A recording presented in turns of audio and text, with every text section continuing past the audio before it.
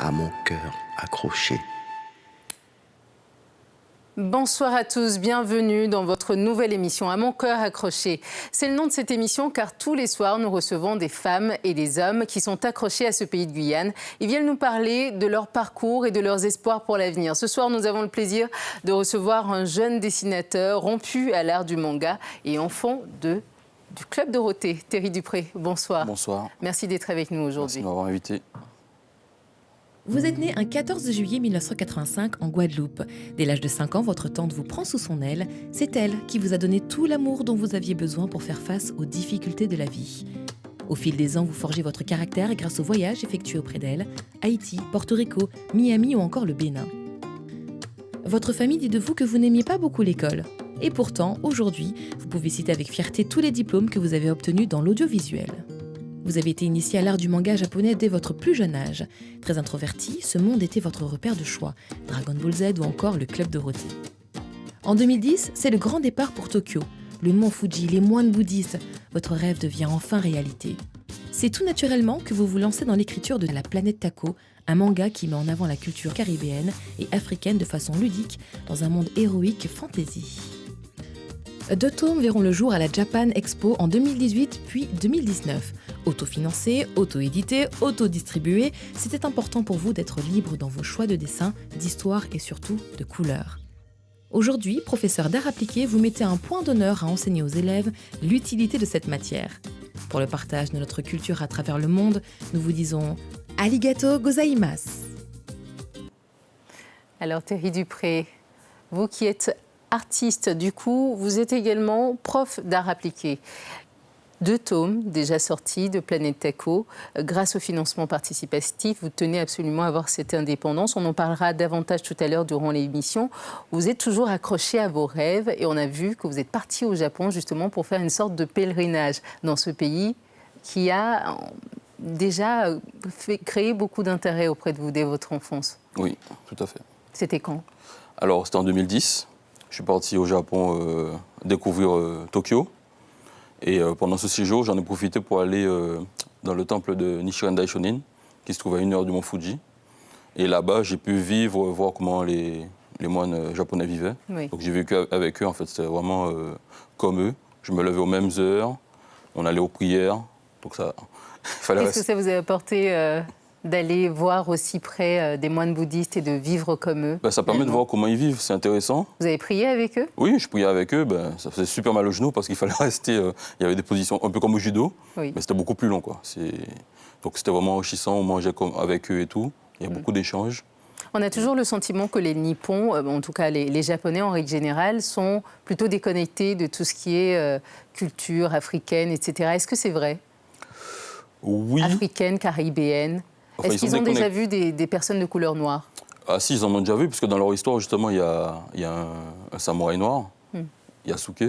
Et donc, ils en ont déjà vu, mais en fait, il y a une certaine... comment dire ça? C'est pas vraiment du racisme, c'est plutôt de la... Curiosité, voilà, c'est ça, comme en Chine. Est-ce que c'est plus sain qu'ailleurs?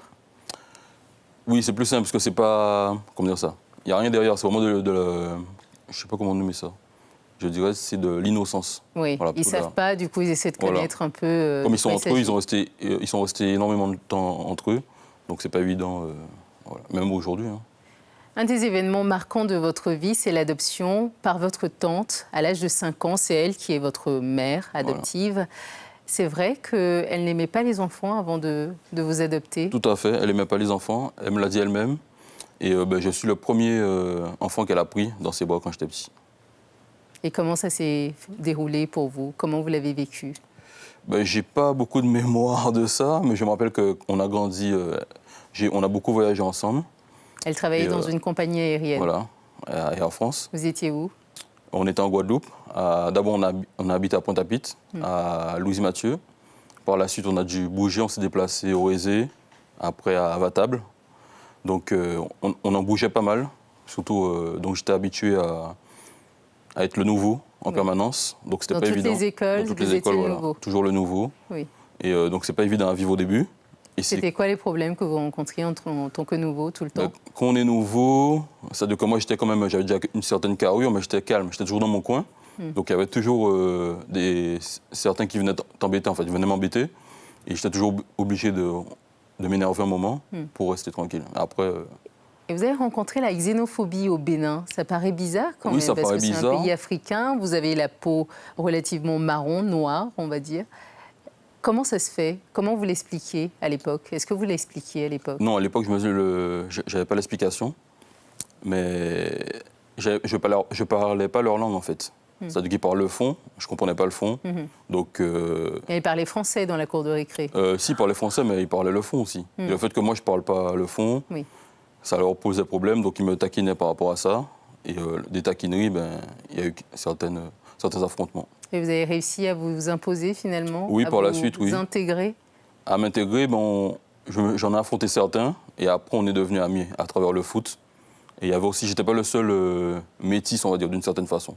Parce qu'il y avait un autre, en fait, dans ma classe, il y avait un afro-allemand, un afro-hollandais, donc voilà, donc on était...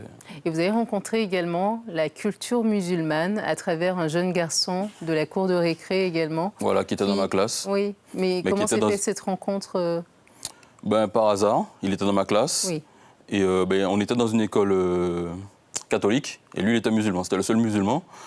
Comment ça se fait? C'est pour la qualité de l'enseignement qu'il était Oui, là? pour la qualité de l'enseignement. Et le courant est passé entre nous. Donc, comme on jouait au foot ensemble, il avait 3 frères. Donc, nous allions manger ensemble.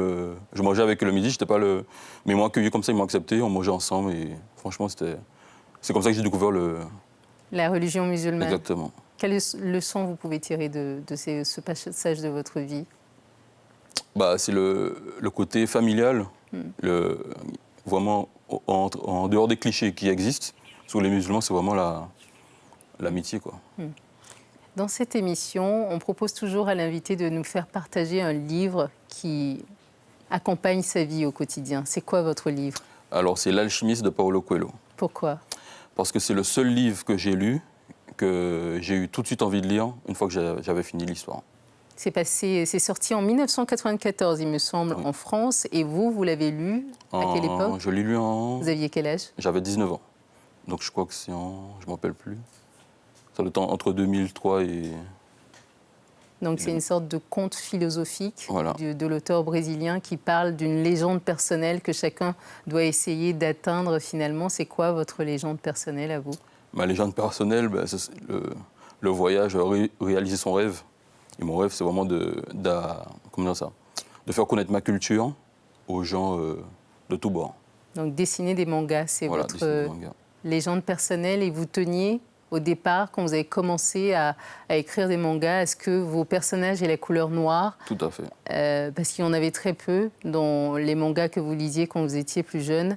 Et face à ça, face à cette volonté, il y avait des éditeurs qui vous ont réclamé d'éclaircir davantage la peau de vos personnages. Comment est-ce que vous avez réagi? Alors, au début, j'ai fait celui qui ne comprenait pas. Enfin, c'est vrai que je ne comprenais pas du tout. Ils m'ont dit qu'ils voulaient les personnages plus clairs. Donc, je les ai fait un peu plus clairs, parce qu'il y a plusieurs... comment dire ça? Déclinaisons de peau. Déclinaisons de peau, même quand on est noir. Oui. Donc, j'ai fait ça, j'ai éclairci un peu, et c'est à force de le faire comme ça, des modifications, qu'ils ont fini par me dire qu'ils voulaient un personnage blanc. Quoi, et comment vous avez réagi finalement quand ils l'ont dit? Est-ce qu'on peut savoir qui c'est, cet éditeur? C'est pas la peine, puisque au final, ça m'a porté chance. Puisque, moi, je leur dis merci au final, parce que j'ai fait moi-même ce que je voulais faire à la base. Donc, c'est pas plus mal. Et comment dire ça? Donc oui, dans l'ère BD, il n'y a pas suffisamment de personnages noirs. Et moi, mon but, c'est vraiment de mettre en avant ma culture. Sauf Afro Samouraï, peut-être. Celui Afro Samouraï, oui, mais c'est parce que l'on retrouve au Japon. Voilà. Et c'est un Japonais, oui. mais qui est vraiment fan de la culture afro, qui a créé ce personnage-là. Et vous lisiez ça quand vous étiez plus petit? Si, j'ai vu l'animé aussi. Bon, c'est quand même violent, un peu violent, Afro Samouraï. Hein. Contrairement à... Mais c'est bien, il faut le voir. Oui. Et dans votre parcours de vie, il y a une personne que vous avez rencontrée par hasard ou au détour de vos recherches, en tout cas le créateur de l'art martial amazonien, le Jokan, qui est donc la personne qui vous a permis d'être dans la voie dans laquelle vous êtes actuellement. Il s'appelle Yannick Théolade. Bonsoir. Merci de nous rejoindre sur ce plateau. Bonsoir. Vous êtes le fondateur de l'art amazonien guyanais. Ça s'appelle le Jokan. De quoi il s'agit exactement et comment vous êtes rencontré avec Terry? Alors, le Jokan, c'est l'art martial que j'ai créé en 2010, ce qui fait la fusion des pratique amérindienne, bushinagé et créole de la Guyane. Donc la rencontre avec Terry, c'est vrai qu'elle était un peu spéciale puisque c'est Terry qui a cherché à me contacter. Donc j'avais reçu un message vocal où il m'expliquait et je dois dire qu'il a insisté. Oui. Et puis après, on s'est eu au téléphone. Il m'a expliqué son projet. J'ai tout de suite compris que c'était sérieux et j'ai tout de suite adhéré. Et à partir de là, je crois que c'est pendant un an. Un an, on a échangé comme ça par Internet, par le téléphone, sur le projet La Planète Taku. Et c'est grâce à Théolade, à Yannick Théolade, que vous êtes venu habiter en Guyane. Tout à fait. Vous avez sauté le pas comme ça. Comment ça se fait? Sans coup de tête. Oui. Parce que je voulais mieux connaître. Ça s'est passé du jour au lendemain, en fait. Du jour au lendemain, franchement, c'est en une semaine que j'ai pris, en quelques jours, que j'ai pris la décision. Et c'est ma rencontre avec Yannick qui m'a donné envie de venir, de connaître la Guyane, puisque j'étais jamais venu. C'était il y a 2 ans, 2-3 ans? Il y a 2 ans. Et vous êtes venu vous installer professeur d'art appliqué à Kourou, avec les élèves à qui vous enseignez comment appliquer l'art à la vraie vie. Comment est-ce qu'ils reçoivent cet enseignement? Ils le reçoivent, comment dire ça, comme des étudiants, on va dire, enfin, comme des lycéens. Oui. C'est-à-dire qu'ils s'en moquent un peu de... Pas tous, à part les Amérindiens qui, eux, ça les touche quand même. Parce qu'ils ont...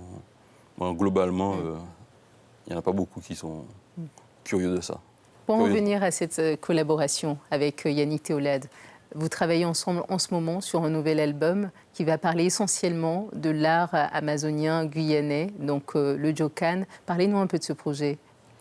Alors en fait, c'est vrai que quand Terry m'a exposé son projet personnel La Planète Taku, je suis un passionné aussi de dessin. Je suis de la génération du Club Dorothée aussi. Et donc, j'avais aussi dans un coin de ma tête ce rêve de créer une bande dessinée sur le Djokan. Quand j'ai vu la qualité de son travail, la qualité des dessins, j'ai dit ne cherche plus, c'est Terry Dupré. Donc tout de suite après, en parallèle avec La Planète Taku, puisque je l'accompagnais sur tout ce qui est la partie technique, philosophique et culturelle du Djokan, je lui ai dit écoute Terry, ta plume me plaît et voilà le projet que j'ai, Makandi, je souhaiterais que ce soit toi qui sois l'illustrateur. Il a tout de suite accepté. Et c'est toujours en financement participatif. Voilà. Oui. Est-ce qu'avec un projet pareil, il n'y a pas moyen d'avoir des éditeurs qui s'engagent réellement dessus pour vous permettre de le faire à plus grande échelle?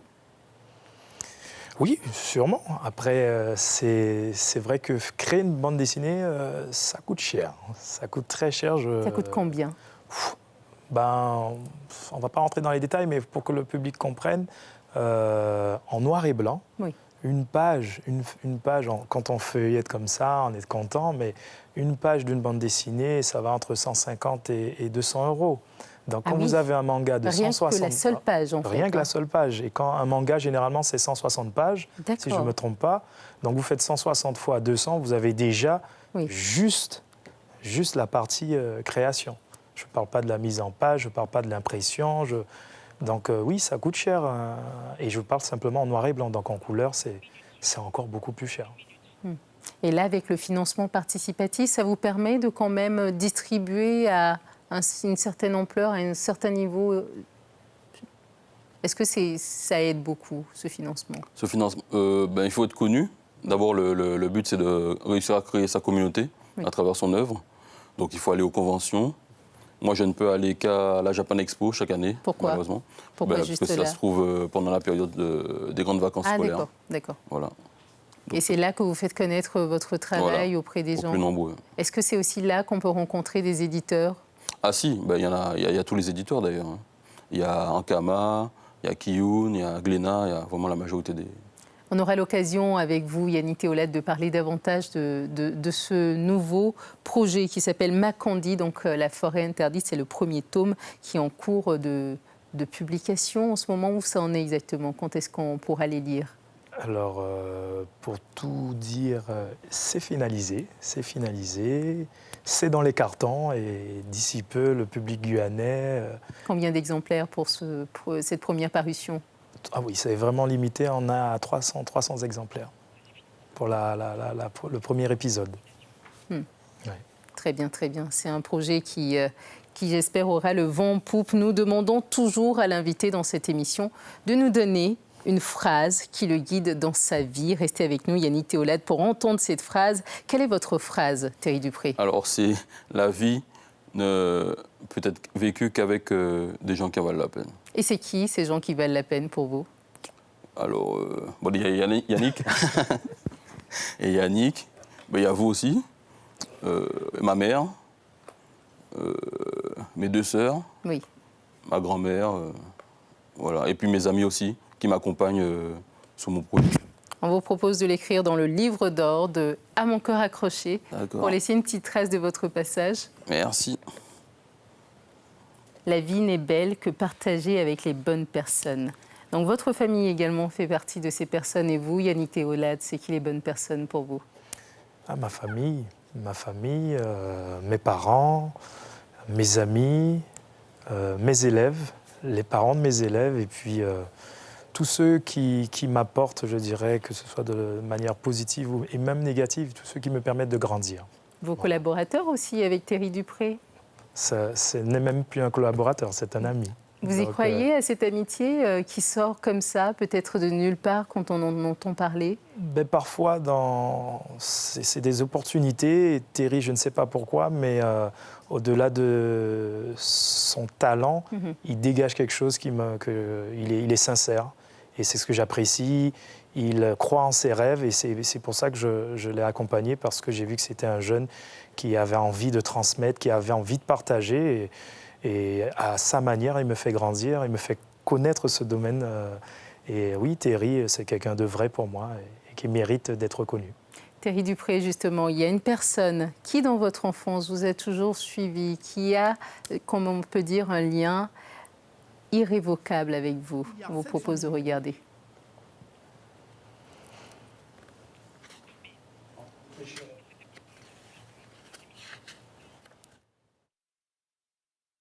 Je suis sa petite sœur. Thierry, je le connais, je sais qu'il... Et en fait, il a toujours été petit, il dessinait. Malheureusement, je sais qu'il a eu beaucoup de difficultés par rapport à ça, parce qu'il s'est toujours senti brimé par rapport à son art, parce qu'on était dans une maison où maman nous disait « Si vous voulez dessiner, si vous voulez danser, si vous voulez faire ci, si vous voulez faire ça, faut travailler à l'école. » Et Thierry n'aimait pas l'école, malheureusement. Ça arrive, et longtemps, elle n'a pas accepté le fait qu'il ne veuille que dessiner. Et dis-toi qu'aujourd'hui, elle t'accepte entièrement, à tel point qu'elle m'a appelée. Elle m'a appelée depuis la Guadeloupe pour me dire « Faut que tu ailles à la télé pour dire que tu aimes ton frère. » Donc, je suis là actuellement pour dire que je t'aime. Et que dire d'autre? Thierry, je suis fière de toi, je suis fière de ce projet. Tu avais une deuxième frustration, outre le fait que tu ne pouvais pas dessiner quand tu étais petit, c'est que tu aimais beaucoup les mangas et que tu ne te voyais pas dans tes mangas. Et là, tu changes les choses pour des jeunes qui, comme toi, ont cette frustration. Je l'ai vu à la Japan Expo où t'avais des jeunes noirs qui passaient et puis ils disaient, leurs yeux s'éclairaient en fait quand ils voyaient ton manga. Et je te le jure que vraiment, ça change les choses. Vraiment, félicitations, je t'aime beaucoup. Ta maman est fan de toi. C'est ta fan numéro 1. Dis-toi que la dame a des cartons de manga qu'elle vend en Guadeloupe. C'est-à-dire que la dame fait de la prospection. Donc voilà, c'est incroyable. Il s'agit de votre sœur. Oui. Qu'est-ce que ça vous fait de l'entendre? C'est elle, en fait. C'est comme ça qu'elle a toujours été. Et on a grandi ensemble. Donc, c'est ce que notre mère nous a apporté, en fait. C'est peut-être un petit côté naïf, mais c'est vraiment ce côté naturel. Et quand je disais que la vie mérite d'être partagée avec les gens qui en valent la peine, elle en fait partie. C'est ma mère aussi, c'est-à-dire que c'est des gens qui ont du cœur. Et c'est vrai que de nos jours, on ne retrouve plus trop des gens qui ont du cœur en général, quoi. Et votre mère, qui est aussi votre tante, du coup, voilà. a un peu... du coup, c'est votre mère adoptive et votre mère biologique elle-même. Vous avez des contacts avec elle? Oui, j'ai des contacts avec elle. Malheureusement, j'ai pas grandi avec elle, parce qu'elle m'a eu jeune, mon père aussi. Je côtoie mon père aussi, mais... comment dire ça? Il ne pouvait pas m'élever, comme ma mère, ma mère a pu m'élever, quoi. Même si c'était pas évident. Parce qu'elle nous a élevés seuls.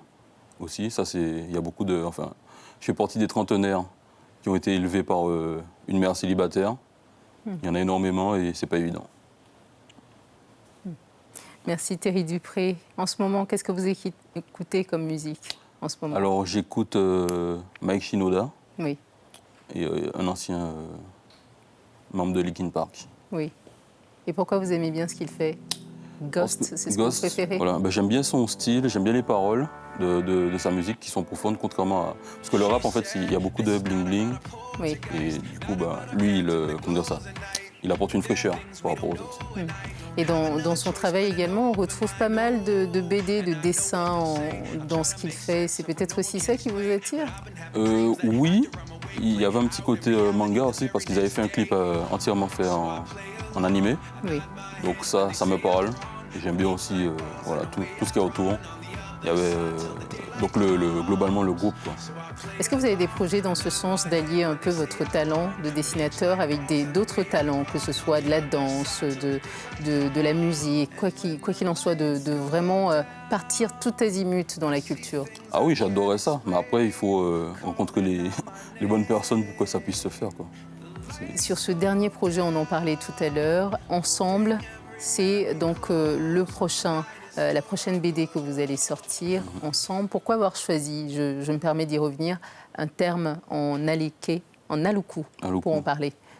C'est une façon de réunir un peu les peuples guyanais? Le peuple guyanais, déjà, c'est une façon de le réunir. Et puis d'amener, justement, on parle de ça, c'est la fraternité qui a disparu. C'est ramener cette fraternité. C'est-à-dire que pour en revenir à mon enfance, quand les gamins qui venaient m'embêter, on se battait entre nous, des fois c'était vraiment violent, mais après on devenait amis en fait. On devenait amis. C'était une façon de se faire connaissance en fait. Voilà, comme dans les mangas. Dans les mangas, ils le disent souvent, ça a l'air cliché, mais des gens qui se battent, ils apprennent à se connaître comme ça. Et à mon époque, c'était vraiment ça. C'est-à-dire qu'on se battait, on s'affrontait à l'école, mais après on devenait amis. On devenait amis, on rigolait ensemble alors qu'on s'était battu avant. Alors qu'aujourd'hui, c'est plus ça. Aujourd'hui, il y a des jeunes qui vont se battre. Il y en a celui qui va perdre, il va revenir avec un couteau, avec un fusil, il va tuer l'autre, quoi. C'est plus comme à mon époque, et ça, je regrette ça. J'aimerais bien qu'on revienne à ça, en fait, à cette fraternité, malgré certains affrontements qu'on ne peut pas éviter dans la vie de tous les jours. Et c'était notamment au Bénin, vous avez dû vous battre avec vos poings pour vous imposer, en tout cas vous faire respecter dans la cour de récréation. Vous en avez gardé beaucoup de contacts de ces gens que vous avez rencontrés au Bénin actuellement? J'avais perdu contact avec eux, mais ils m'ont retrouvé sur Facebook, parce qu'ils savaient, enfin à l'époque je dessinais, donc ils m'ont recontacté, ils m'ont dit ouais on dessinait et tout. Et certains ont repris contact avec moi comme ça. Vous repartez les voir des fois? Même pas, on ne s'est pas revus, mais on se parle de temps en temps. Mais pas aussi. Mais franchement, le fait que ça m'a marqué qu'ils se souviennent de moi, parce que j'étais resté qu'1 an. Et des années après, ils m'ont cherché pour me retrouver, quoi. Leur cocard se souvenait de vous. Merci beaucoup, Terry Dupré. Aujourd'hui, nous recevons dans cette émission notre chère Kelly, qui vient nous parler de cet agenda culturel de ce week-end. Je vous propose de l'accueillir avec moi. Kelly, bonsoir. Bonsoir Ayo. Merci d'être avec nous pour nous parler de cet agenda de ce week-end qui sera essentiellement marqué par les Journées européennes du patrimoine. Exactement, Journée européenne qui a commencé d'ailleurs. Les Journées européennes ont commencé ce lundi. On va commencer, nous, avec Makuria. Makuria qui propose des animations autour des jeux d'antan, de Guyane, mais d'ailleurs. Il y aura également autour de ces animations des ateliers de peinture, de théâtre et de dessin. Prenons la direction de Maturi. Maturi nous propose une exposition intitulée « Scènes de vie d'antan ». Juste après, il y aura une conférence sur les tenues vestimentaires d'antan. Alors, vous l'aurez compris, nous sommes vraiment dans la tradition. Attention, on parle également d'accessoires créoles. Nous restons à Maturi pour le dimanche. Vous avez rendez-vous sur le parvis de l'Hôtel de Ville avec des lectures de contes, notamment avec notre belle Cornélia Birba qu'on embrasse au passage. Il y aura aussi un défilé de tenues traditionnelles suivi par le bal convoué, un bal très attendu animé par le groupe Tchok Contré. On reste sur la journée de dimanche, mais cette fois-ci, on part à la découverte du patrimoine archéologique et historique de Maripasoula. Une visite guidée en pirogue est organisée sur le Lawa et l'Inini. Alors si jamais vous voulez vous lancer dans l'aventure, si Ayou ou alors notre invité Terry Dupré veut y aller, il faut absolument appeler au 0694 23 02 24. 23 02 24. Bien entendu, c'est pour le moment quelques temps forts, mais il y en a bien sûr bien d'autres, et bien d'autres communes mettent en avant ces journées du patrimoine. Vous allez aller sur Internet pour trouver toutes les informations à votre disposition. Bon week-end à tous. Merci beaucoup, Kelly. À très bientôt et merci à vous de nous avoir suivis dans cette émission à mon cœur accroché. Je n'ai plus qu'une chose à vous dire, restez accrochés.